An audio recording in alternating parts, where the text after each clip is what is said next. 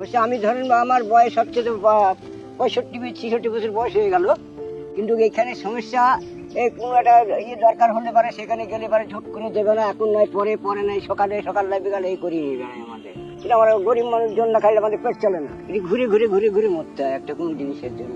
এখানে জয়ে ধরেন যদি ফসল হলে জন্মলো না জন্মবে না, তার দিন আমি না করে করতে হয়, খেতে হয়। এই তাছাড়া কি করবো বলেন, আমার তো গরিব মানুষ, আমার ঘর নেই দুয়ার নেই, যদি বৃষ্টি আসে হট হট করে জল পড়বে ঘরে, হয়তো ছাতা মাথায় দিয়ে বসে থাকতে হবে কিংবা বস্তা মাথায় দিয়ে বসে থাকতে হয় আমাদের। বৃষ্টি জায়গায় না পড়ে সেই জায়গায় গিয়ে বসে থাকি, কি করবো বলেন। কোনোখানে গেলে যে সরকারি কোনো ঘরে যাই বলে হবে না, যাও এখন তোমাদের কোনো ইয়ে নেই। আমাদের তো মাঠে ফসল ছাড়া তো আমাদের কোনো রোজগার নেই, তার দিনা করেও খেতে হয়। কত লোকের দিনার দিতে পারে বলেন, শেষ করে গাছ গরু বাছুর বিক্রি করে দিনার শোধ করতে হয় আমাদের। গরিব মানুষ আমরা কি করবো। যখন সিপিএমরা ইয়েতে ছিল তখন আমরা কোনো জিনিস কোনো দিক থেকে পাইনি, টিএমসি এসছে তাও পাইনি, কি করবো বলেন।